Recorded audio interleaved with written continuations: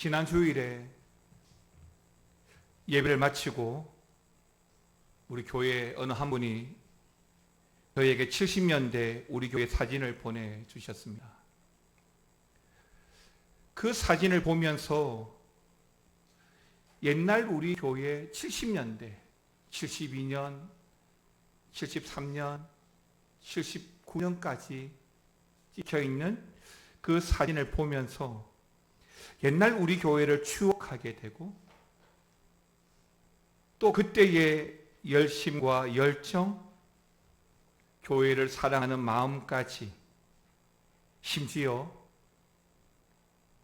그 예배당의 냄새와 소리까지 유추할 수가 있었는데요.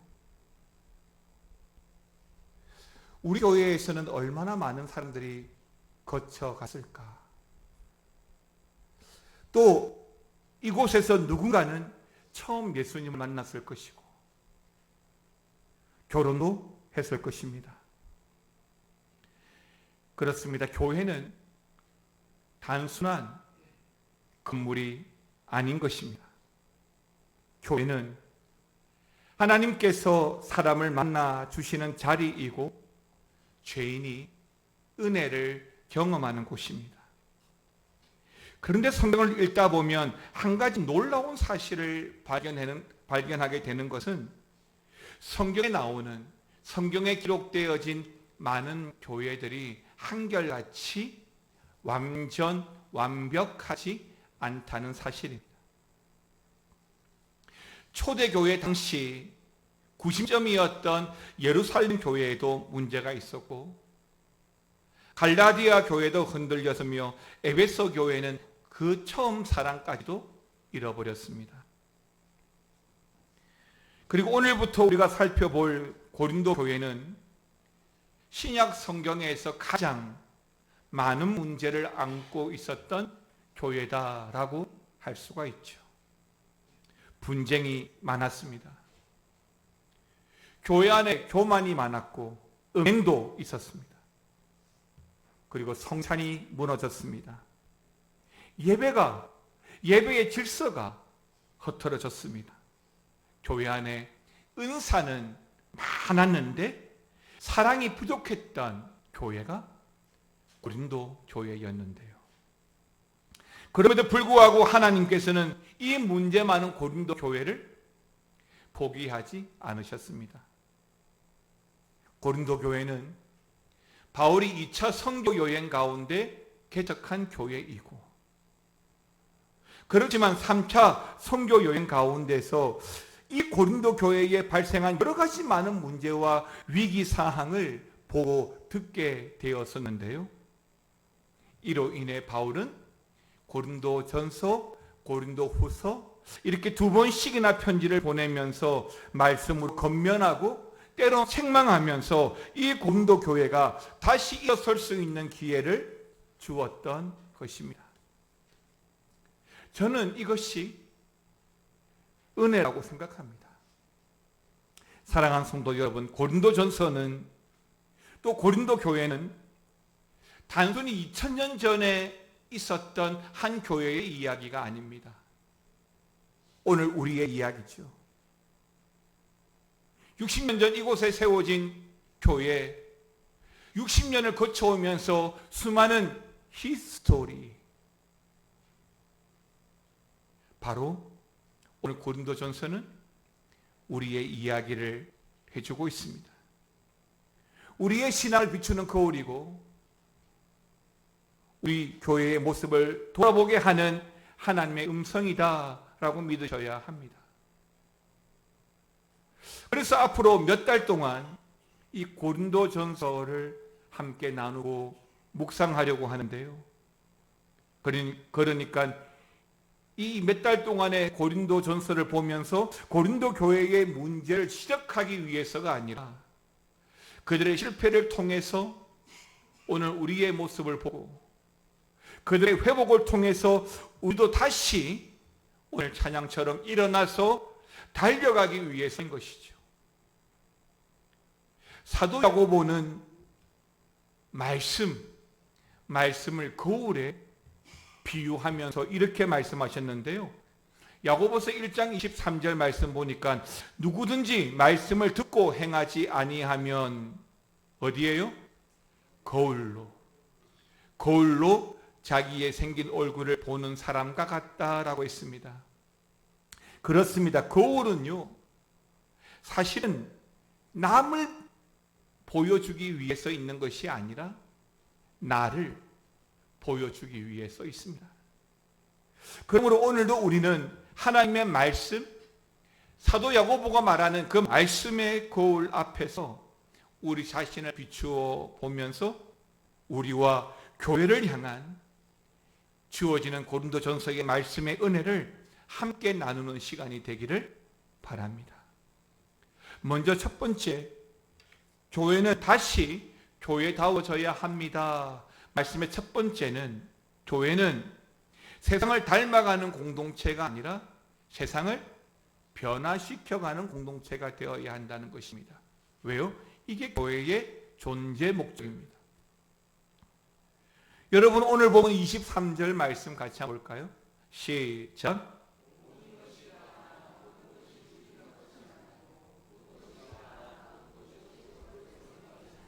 아멘입니다. 저는 이 23절 한 절 말씀이 고린도 교회가 가지고 있는 모든 문제를 다 담고 있다라고 할 수가 있습니다. 당시 고린도 교회의 성도들은 지리적인 위치도 그러하고 또 시대적인 영향도 그러하고 자유를 참 많이 강조했었는데요. 그러니까 예수 믿으면 자유로워지는 거야. 율법에서 해방되었어. 내 마음대로 해도 돼. 이 말 자체는 어쩌면 하나도 틀린 게 없습니다. 그러니까 내가 할 수 있는 것이 반드시 해야 하는 것은 아니라는 것이고, 내게 유익한 것이 또 반드시 우리 교회에 유익한 것도 아닌 것입니다. 바울은 바로 이 점을 말하고 있는 것인데요. 그러니까 이 고린도는 지리적으로 그리스 남부 끝쪽에 있는 해안 도시입니다. 그런데 이 고린도가 지리적으로 당시 시성 로마 제국의 손꼽히는 국제 도시 중에 하나였다는 것이죠. 동쪽에는 갱그레아 항구가 있습니다. 또 남쪽에는 레게움 항구가 있고, 고린도 바로 위에는 아덴이라는 그리스의 중심적인 학문, 문화의 중심적인 아덴이 있습니다. 그러다 보니까 수많은 상인들, 수많은 사람들이 이 고린도로 몰려 들어왔고, 많은 문화와 세상의 모든 철학들이 이 고린도로 들어왔습니다. 그러다 보니까 돈이 들어왔고요. 많은 사람들이 모였고요. 세상에 많은 잡다한 문화들이 고린도로 모였던 것이죠. 오늘날로 말하면 미국의 뉴욕이나 싱가포르 같은 그런 큰 도시가 이 시대의 고린도였을 것입니다. 그러나 그렇게 화려한 이 고린도 도시 이면에는 어두운 그림자도 있었는데, 특히 고린도는 우상 숭배와 성적인 타락이 아주 심했었습니다. 고린도란 지역이 말이죠. 그러다 보니까 돈이 세상과 사람의 가치를 결정했던 그런 지역이었습니다. 그런데 문제는 이 사도 바울이 이 고린도 지역을, 그리스 지역을 2차 순교 여행 때에 빌립보에서부터 쭉 해안 지역까지 내려오면서 이 고린도까지 내려왔던 것이죠. 그리고 고린도 교회를 세우게 되어졌는데, 문제는 바울이 떠난 이후에 이 고린도 교회가 점점 그 문화, 그 세상을 닮아가기 시작했다는 것입니다. 그러니까 바울이라는 영적 리더가 떠나가고 난 이후에 교회가 지니고 있어야 할 영적 경계가 허물어지고, 그러다 보니까 이 세상이 교회 안으로, 세상의 문화가 교회 안으로 들어오게 된 것입니다. 사랑하는 성도 여러분, 전에도 말씀드렸지만 교회는 산속 깊은 곳이 아니라 세상 한가운데 세워집니다. 그러나 그런 세상 한가운데 있다고 하더라도 결코 교회가 세상을 따라가거나 세상을 닮아가서는 안 되는 것이죠. 왜냐하면 교회가 산속이 아니라 세상에 있는 것은 그 세상에 교회가 빛이 되고 소금이 되어야 하기 때문입니다. 배는 바다 위에 떠 있어야 배죠. 하지만 바닷물에 떠 있다고 해서 그 바닷물이 배 안으로 들어오면 배는 결국 어떻게 됩니까?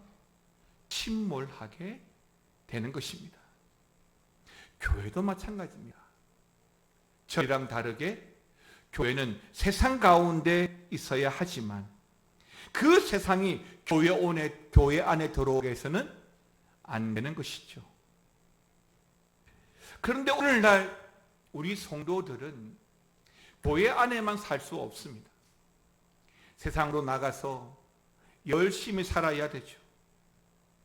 그러다 보니까 부득불, 좋든 싫든 세상의 많은 것들을 접하고 살아갑니다.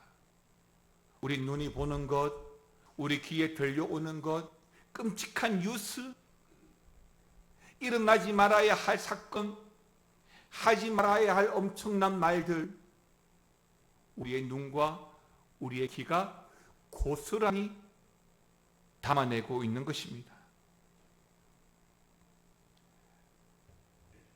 성공이 최고라는 생각도, 돈이 행복이라는 생각도, 심지어 내가 먼저라는 생각도. 그러나 성경은 우리에게 묻습니다. 그게 정말 하나님께 유익이 되는 거야? 그것이 정말 교회를 세우는 일이야? 라고 말이죠. 사랑하는 성도 여러분, 교회는요, 세상 가운데 있지만 세상을 따라가는 공동체는 아닙니다. 교회는 세상을 밝히는, 그 어두운 세상을 밝히는 등불이 되어야 할 줄 믿습니다. 세상이 교회를 바꾸는 것이 아니라 교회가 그 세상을 변화시켜야 할 줄 믿으시기 바랍니다. 하나님께서 우리 하나 되는 교회를 60년 전에 이 지역에, 어쩌면 가장 힘든 이 지역에 세우신 이유도 바로 여기에 있습니다. 어제 공사하면서 그런 말씀 하시더라고요. 우리 주차장 바로 앞에 도로가 하천이었다는 거죠. 그걸 복개했다 그러더라고요. 저는 그걸 어제 처음 알았는데, 예, 하천을 끼고 있는 어쩌면 가장 어려운 지역에 우리 교회는 천막부터 시작했습니다. 그리고 그 사진을 보니까 블럭, 보루꾸라 그러죠? 그 블록으로 세워진 교회에서 예배를 드리고, 그리고 79년도에 우리가 얼마 전까지 사용했던 교회를 79년도에 지었더라고요. 불확실했던 교회의 그 시간들이 보내주셨던 그 사진을 보면서 알게 되더라고요. 그런데 하나님께서 왜 교회를 이곳에 세우게 하셨을까요? 여러분, 우리가 세상을 닮기 위해 존재하는 것이 아니라 예수 그리스도를 닮은 공동체가 되어서 이 지역에, 바로 이 지역에, 그리고 세상에 교회가 그 십자가의 빛을 비추게 하기 위해서 존재하게 하신 줄 믿으시기 바랍니다. 두 번째는, 교회는 나의 유익보다 사실은 다른 사람의 유익을 먼저 구하는 공동체라는 사실을 기억하십시오. 고린도 교회의 또 다른 큰 문제가 뭐냐면, 고린도 교회는 굉장히 개인주의가 심했습니다. 그러다 보니까 나 중심, 요즘 흔히 하는 말로 나만 잘 되면 돼 라는 생각이 이 고린도 교회 안에 팽배했다는 것이죠. 그래서 바울은 오늘 24절에서 이렇게 말하는데요. 누구든지 자기의 유익을 구하지 말고 뭐라고요? 남의 유익을 구하라.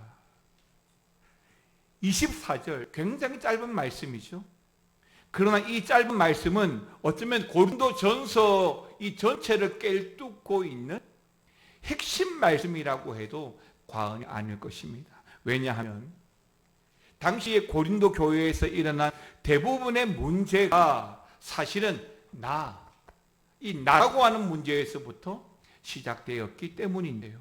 그러니까 내가 옳아, 내 말이 맞아.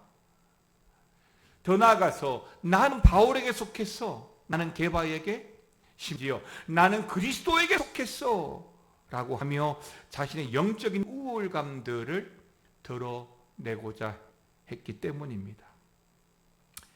그러니까 우리가 알고 있는 9가지 이 성령의 은사가 어디에 나와요? 성경 어디에 나와요? 고린도전서에 나오거든요. 그런데 이 고린도 교회는 그만큼 성령의 은사가 많은 교회예요. 그 은사가 굉장했는데 그 은사를 자랑만 했다는 거예요. 그러니까 품지를 못했던 거죠. 나 외에 다른 사람들을, 어려운 사람들을, 힘든 사람들을 교회가 품지 못했다는 거죠. 모두가 예수님을 믿는다라고 말했지만 마음 중심에는 여전히 바로 내가 자리하고 있던 것이죠. 물론 살아가면서 내가 중요합니다. 내가 손해보며 살아갈 수는 없죠. 그럼에도 불구하고 성경은 끊임없이 나에 대해서 이야기하지 않고 너에 대해서 이야기하고 우리에 대해서 이야기를 하는 거예요. 우리가 한참 공부를 할 때는 미국, 유럽은 개인주의 성향이 강하다. 일본도 그렇다. 그래서 단어에도 위라는 단어를 안 쓰고 my라는 단어를 많이 쓰는데 우리는 내 아내를 이야기할 때도 우리 아내라고 말합니다. 집은 내 집인데 우리 집이라고 이야기하거든. 굉장히 어쩌면 우리 한국 사람들은 이런 공동체 의식이 매우 강한 민족이다라고 할 수 있는데 점점 우리나라도 이 선진화되어지면서 아파트 문을 걸어 잠그기 시작하고 굉장히 개인주의, 개인화되어져 가고 있다는 사실을 부인하지 못할 거예요. 한 20년, 30년 전만 하더라도 우리 마을에 누가 사는지 다 알잖아요. 근데 지금은 내 바로 옆집에 있는 사람도 몰라요. 알 수가 없어요. 왜? 문을 안 열어주니까. 그러면 어떻게 돼요? 어쩔 수 없이 개인주의가 더 강화될 수밖에 없는 것입니다. 그렇습니다. 여러분, 교회는요, 이런 나를 드러내는 곳이 아니에요. 나는 힘들어. 왜 나만 그래? 그러면 다른 사람들이 중보하고 함께 해줘야 되는 것이지 나를 드러내는 곳은 아니죠. 왜? 교회는 철저하게 예수님을 높이는 곳이어야 합니다. 교회는 오직 예수만 높이는 곳이거든요. 예수님께서 제자들에게 어떻게 말씀하셨냐면 마가복음 10장 45절 이렇게 말씀하셨습니다. 같이 읽겠습니다. 시작.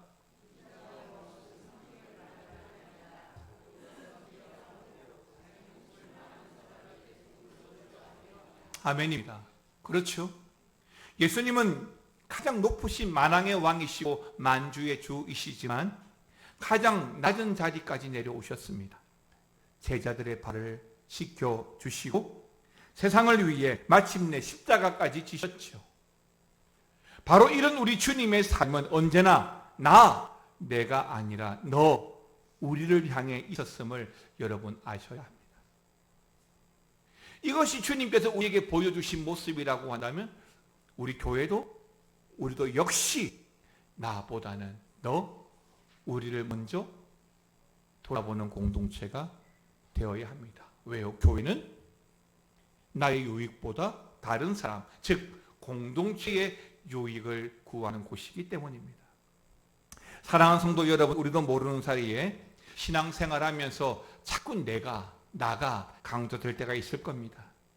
내 마음에 들고 내 마음에 안 들면 그만이고, 내가 만족해야 되고 내 말은 들어줘야 되고. 이게 바울은 여기에 대한 이야기를 우상에게 바쳤던 고기 제물을 예를 들면서 같은 원리로 이렇게 말합니다. 고린도전서 10장 25절 28절 말씀인데요, 25절은 이렇게 말합니다. 무릇 시장에서 파는 것은 양심을 위하여 묻지 말고 먹으라. 28절은 뭐라고 했습니까? 시작. 누가 너희에게 이것을 제물이라 말하거든 알게 한 자와 그 양심을 위하여 먹지 말라. 때로는 먹어라, 때로는 먹지 말라. 그런데 뭘 위하여 했습니까? 양심. 양심을 위해서 때로는 먹어라, 때로는 먹지 말라라고 했습니다. 바울이 문제를 삼았던 것은 뭐예요? 고기가 아니었어요. 즉 제물이 아니었어요. 문제를 삼았던 것은 사람이었던 거죠. 특히 어떤 사람, 내 자유 때문에 내 양심을 끓일 것은 안 된다는 거죠. 그러니까 여러분 아셔야 되는 게 뭐냐? 이 양심이라고 하는 것은 누구를 위해서 있는 거예요? 다른 사람을 위해서 있는 거예요. 양심이라는 것은 내 마음이 아니에요. 상대방의 마음을 헤아리는 게 양심이죠. 나는 내가 필요해서 물을 마시는 거예요. 근데 이게 양심에 걸린다면 다른 사람 때문에 양심에 걸리는 거죠. 그 양심은 나를 위해서 있는 것이 아니라 다른 사람을 위해서 있는 거죠. 그래서 바울은 양심을 위하여 먹고 양심을 위하여 때를 먹지 말라라고 이야기했던 것입니다. 그러니까 복음은 내 권리를 주장하는 것이 아니라 사랑 때문에 기꺼이 내려놓게 만드는 능력이기 때문인 것이죠. 그래서 교회는 세상과 달라져야 하는 거예요. 세상은 열심히 경쟁해야 되지만 교회는 열심히 섬겨야 하거든요. 죄송하지만 옆 사람에게 그렇게 하면 하십시다. 제가 잘 섬겨보겠습니다. 그게 교회거든요. 교회는 경쟁하는 곳이 아니라 섬기는 곳이에요. 자, 그러면 예배 끝나고 나면 우정나무 홀에 커피를 서로 사겠다고 줄 설 거라고 저는 예상이 되어지는데, 세상은 빼앗지만 교회는 나누어야 하고, 세상은 높아지려 하지만 교회는 반대로 낮아져야 하죠. 교회는 세상과 다릅니다. 우리 하나 되는 교회도 바로 이런 교회가 되기를 축원합니다.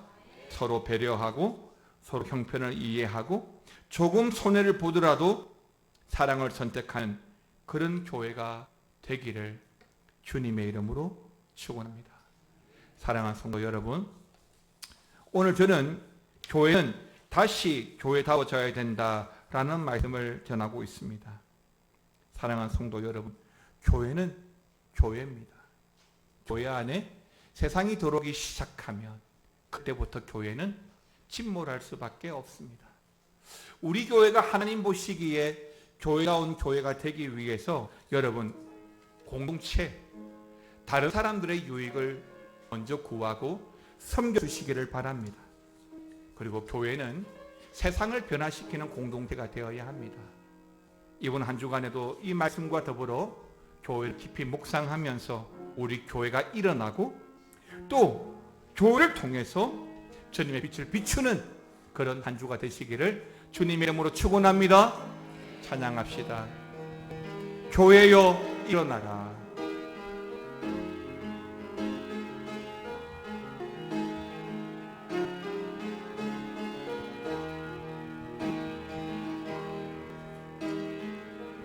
교회여 일어나라.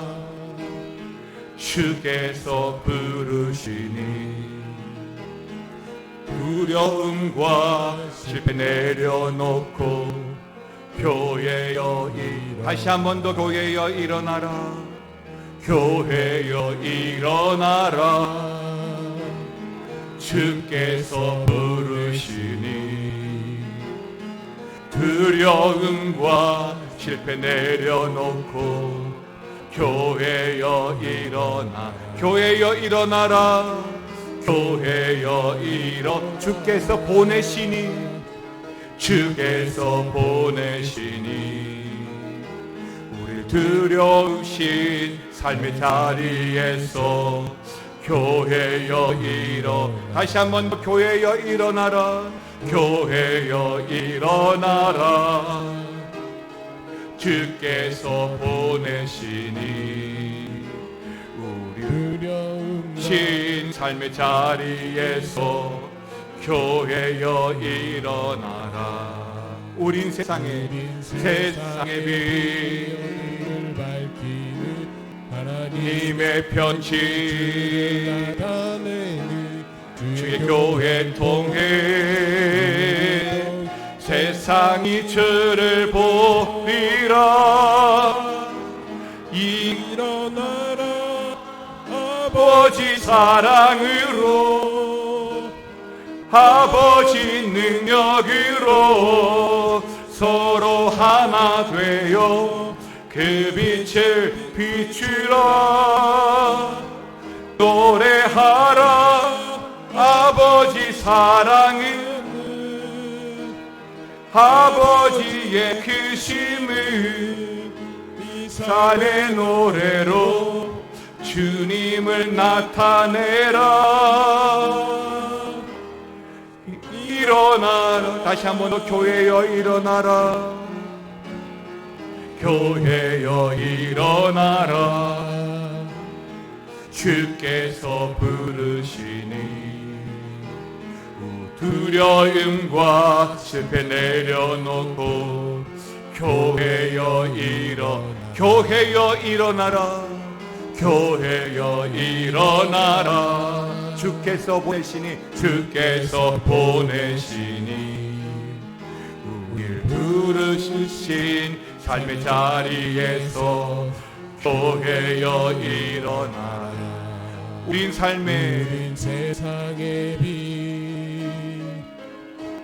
하나님의 편지 나타내는 주의 교회 통해 상이 주를 보리라. 일어나라. 일어나라. 아버지 사랑으로 아버지 능력으로 서로 하나 되어 그 빛을 비추라. 노래하라. 아버지 사랑을 아버지의 크심을 이 삶의 노래로 주님을 나타내라. 다 함께 일어나셔서 일어나라. 일어나라. 아버지 사랑으로 아버지 능력으로 서로 하나 되어 그 빛을 비추라. 노래하라. 아버지의 사랑을 아버지의 크심을 이 삶의 노래로 주님을 나타내라. 일어나라.